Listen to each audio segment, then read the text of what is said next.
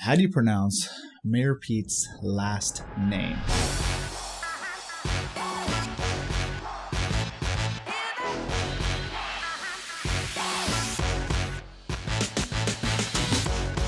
Well, first of all, my brother clued me in on this Iranian-American writer and PhD student of anthropology at University of Chicago. So this is Alex Shams's Twitter profile. It's Sayed Raza. Anyway, my brother clued me in on a thread of tweets by Alex Shams here from Twitter addressing this question. Now, it's not so much about pronouncing Pete Buttigieg's name. It's more so about the origins of where his name comes from. So, and this is the thread of tweets. It basically goes, I still can't believe the fact that Pete Buttigieg's last name is Arabic. Hasn't become more common knowledge over the last year. Buttigieg means father of the chicken, Abu the judge. So I basically brought that up into bigger font here. So if you look here, Abu meaning father. So essentially Abu the judge meaning the father of the chicken. So where does this name come from? And also when it comes to Malta, because he's also Maltese, or at least his father was from Malta. And if you're looking to find out where Malta is, here's just a quick look. If you open up Google Maps, right? So this here is the map of the world as we know it today, right?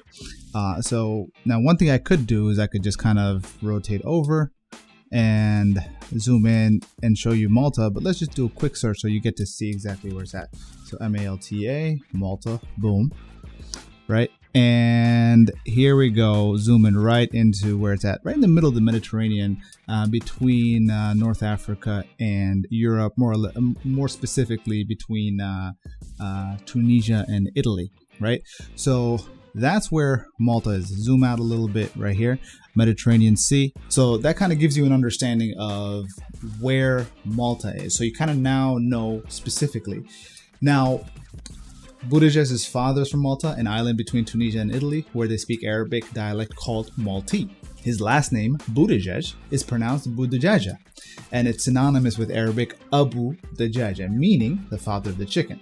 Now, Malta was part of the Arab world from the 800s until 1091. Okay? After the Normans invaded, classical written Arabic was no longer used, and Maltese spoken Arabic over time became a separate language, albeit one that is highly similar to the spoken Arabic of nearby Tunisia or Lebanon. Because Malta no longer uses written Arabic, it lost the glue that binds together the different dialects we call Arabic, the mutually intelligible written language they all use. So, although Maltese speak Arabic, they can't write it, and they've added lots of English and Italian to the language itself. Now, here's some signs from Malta to illustrate how similar Maltese is to Arabic. Now, this particular street sign says Tariq as-Suq.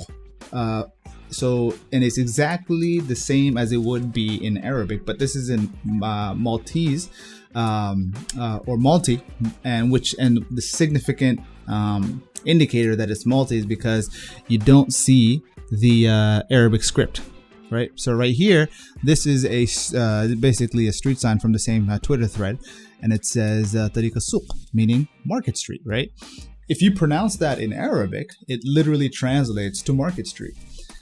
Now, this other sign here, meanwhile, reads As-Sawaqa Matluba Yaparqu Bel-Exhaust Pipe Al-Barra, which sounds almost like the English inflected Arabic of Beirut. So let me just pull up. So this is basically the actual street sign that the beginning and end are pure Arabic and the middle is English. That over time basically is what became Maltese. Now, what's interesting is that there's a church hymn which makes clear how much Maltese is Arabic. Every single line is completely clear to an Arabic speaker. This part is a little it's a little interesting. Now, I'm not going to read the whole thing. I might even butcher some of the Arabic that the original tweet thread showcases. But the first line says Isma al-Ghaniya ta'al Milid.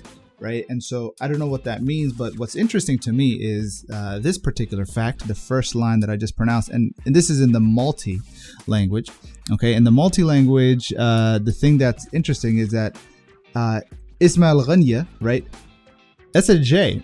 Now, when you look at the letter J in other languages, in European, North African languages from back in the day in Latin text, it always makes a Y sound, a ya sound, similar to the name Joseph. Joseph traditionally has been Yusuf, right? And so, or Isa, or actually Jesus, Yisa.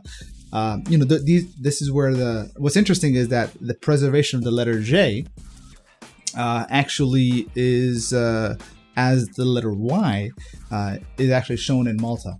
But anyway, the thread continues saying that, as you can see, Maltese church language preserves Arabic extremely well. My guess is because it is more formal and archaic Maltese. It follows Arabic more closely as compared to generalized Maltese, which absorbed more Italian and English words. Also, just to be very clear, this is not an endorsement of Buttigieg in any way, shape, or form. Hashtag I like Bernie. Just to clarify, Maltese is a separate language. It grew out of Arabic, but it is no longer considered Arabic. The name Buttigieg is completely Maltese, but its roots are completely Arabic. You just have to squint a bit to see them. Once you've seen it, it's hard to unsee. Now, there's this meme graphic here I want to pull up. Abu Dujaj al-Malti. So this Buttigieg, Abu Dujaj meme definitely wins the day. So yeah, so I hope that answers your question. Also kind of gives you a bit of history and background into the naming. And the reason I decided to post this name because one of the very important things about marketing, branding, and personal identity has to do with an individual's name. If the name is not, if you butcher a person's name, man, you're butchering their identity. Thank you, and hats off to my brother for sharing this, as well as Alex Shams for the original thread. If you don't know Alex Shams, check him out. It's at Sayyid Reza, SYYEDREZA on Twitter. He's an Iranian-American writer and PhD student of anthropology at the University of Chicago, based in Tehran, previously Palestine, and he's also the editor at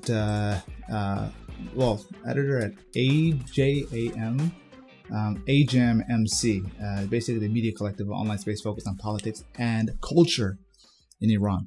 But anyway, actually, why don't you leave a comment below telling me about your name? What kind of heritage do you have, and where does your name originate from? And let me know in the comments below, and I'll see you soon.